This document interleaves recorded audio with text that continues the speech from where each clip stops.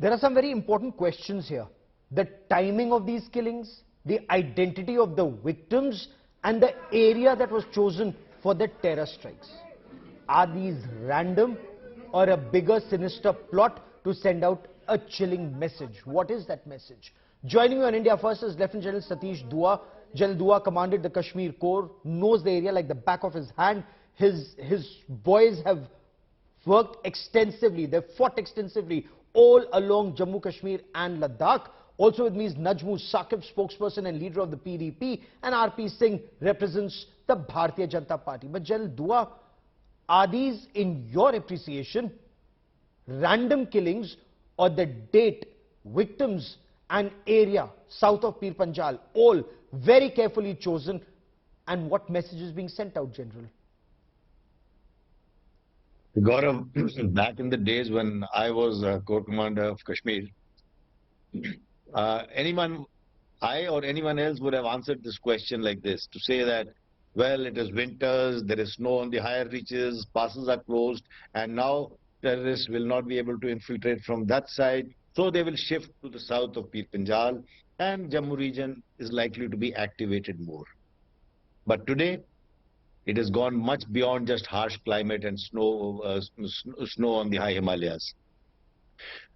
Over the last 3 years, we are also seeing that there has been a lot of development in Kashmir, a lot of normalcy is coming back, businesses are running, schools are not closing, there are no bands and hartals. So things are going on very normally, or comparatively moving towards normalcy. Okay.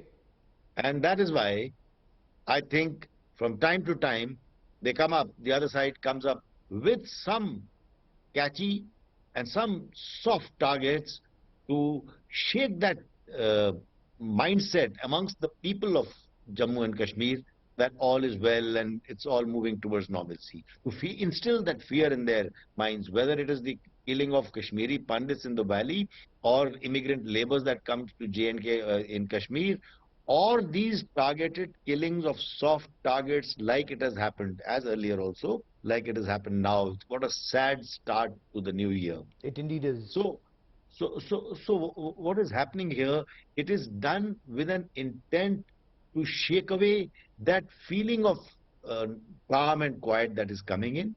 They are trying to do all that.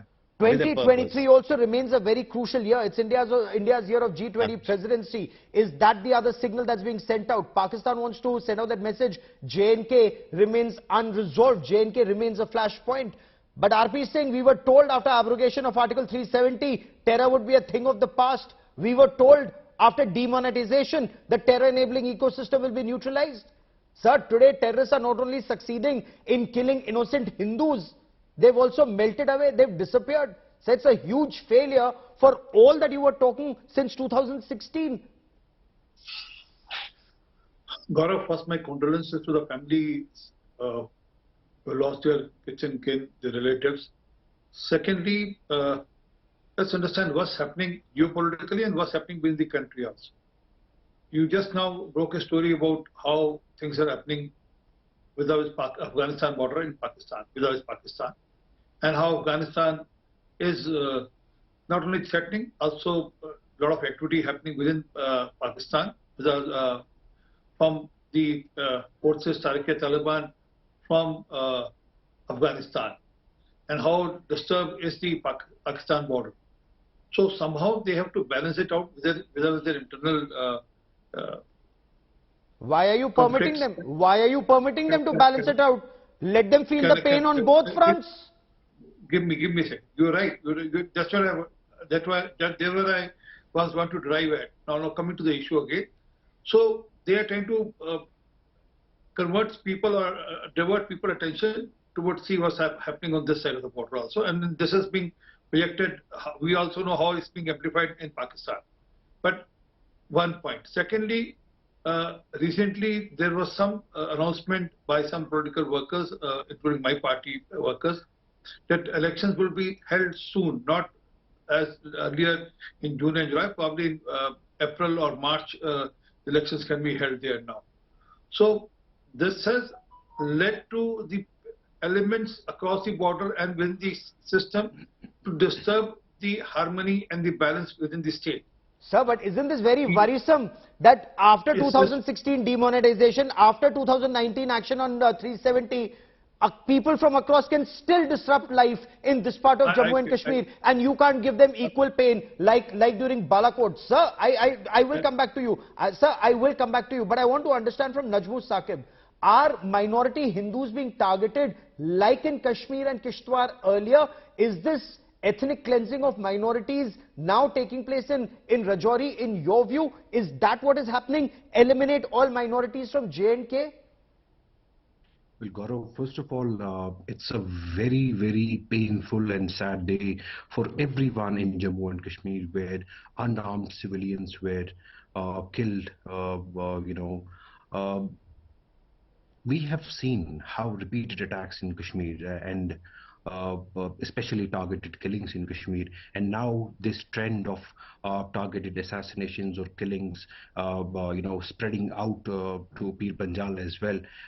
Mind you, for your viewers, Pir Panjal is a district which was, declared militancy free a decade ago. So it is very, very significant that a district, that an area which was declared militancy free, we are seeing attacks with such frequency. As you rightly mentioned in your intro, a couple of days back, there were 2 civilians who were killed, in Rajouri as well. And today we have this attack. So it is reminiscent of the attacks, the Saujia massacre that happened earlier. Yes. So I think, Gaurav, we have to look at it holistically in a couple of views. If you allow me a couple of minutes. First of all, 3 statements. One from Northern Command, Lieutenant General Upendra Dwivedi. Second, IGBSF. Third, JNK DGP. All 3 are on record saying that infiltration this year, 2022, has been 0. If infiltration has been 0, that brings us to the second question. Who are the elements who are attacking these people? Where are they coming from? If there is no infiltration, if there is ceasefire on the borders, where are the militants coming from? Number 1 point.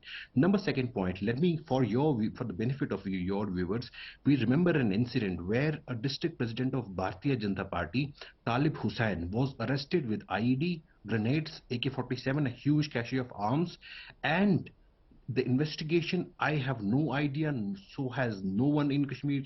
What happened to those investigations? In how many murders and killings was he involved? Was he targeting specific members of specific community to, create a communal frenzy? Number 1. Number 2nd point, we have seen how many sarpanch of BJP have been associated with militancy and what is their role. So it is obvious, and that investigation has never seen daylight. Number 1. Number 2nd point, what is important? 7 lakh security, close to 7 lakh security forces are present in Jammu and Kashmir right now. Let's say give and take, plus minus. Such a huge presence of security forces. When will the civilians of Jammu and Kashmir, sleep calmly? Let me take that question to General Dua. General Dua, do you see this as targeted killing of Hindus like in Kashmir, to ensure that whoever remains in J&K either leaves or restricted to areas just in and around Jammu? And, the PDP spokesperson Najmul Saqib asks, according to him, there are 7 lakh security forces in J&K. I don't know if that's true or not, but be that as it may, then that's failure on those many number of security personnel, General Dua. Firstly, let me put in a disclaimer. To the best of my knowledge, these figures are grossly exaggerated. However, that does not take away anything from the fact that security forces must remain alert, prepared and capable to thwart such incidents. But on the other side, it is also true that security forces alone cannot mile and police every border, every kilometer and every village to that extent that everyone can be provided foolproof security. So what do we need? Do we need to arm these civilians? Yes, so I'm coming to that. There are 2 aspects. One, we need a whole of state, a whole of government, whole of nation approach. On one hand, like you prompted me, we need to give some self-defense mechanisms to some selected people. We used to have VDCs earlier. Yes. And some such measures will do good. But the larger point is, you cannot do this by security forces alone. You need to have a very active involvement of the civil society. So we need to strengthen the civil society. For example, in today's case, the hybrid terrorist who's coming up, he just does one odd incident and thereafter merges into the society. The Okay. society certainly knows where he is. Society knows who such terrorists are. The society knows who the radicalized persons are because they are their own youth. They live amongst them. Unless the civil society comes up, we will not find ways to solve this, no matter how many boots of ground we get. Whether Interesting it was point, Punjab, Najmul Saqib. The civil society needs to wake up and stop supporting terror because the ground reality remains. Pakistan, it's on the verge of bankruptcy. It's now being dominated by Afghanistan, and that terror dream will never be realized. That Ralif Galif Chalif era is over. It will never happen again. The country is woken up. With all humility at my disposal, I completely disagree with General Satish Dua. General Dua is a very well decorated general, highly respected, but I would like to disagree with all humility at my disposal. Look, arming civilians in a tinderbox, I think it is not served in any conflict zone. I think it has created more tensions. One. Second point, Satish Dua Sahab rightly, sort of gave an idea about it is the civilian population.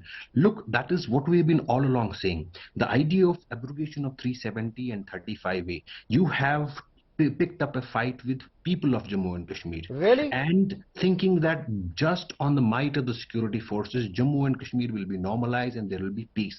Today, what we are saying is, despite such a presence of security forces, despite abrogation of 370, despite abrogation of 335A, let's take Kashmiri Pandits. Home Minister Amit Shah Sahab visited Kashmir. There are so many targeted killings. Kashmiri Pandits are on the road for last 8 months, 9 months. Their salaries has been stopped. He could not even find 5 minutes to meet. Respond, RP Singh. Respond, RP Singh. It's, the impression Najmul Saqib of PDP gives out is that it's only militarily that you are trying to enforce your will. Well, I'm shocked to see and hear his U-turn. I mean, people used to galvanize Burhan Wani are today talking for the cause of Kashmiri Pandits. That's how the politics goes in Kashmir.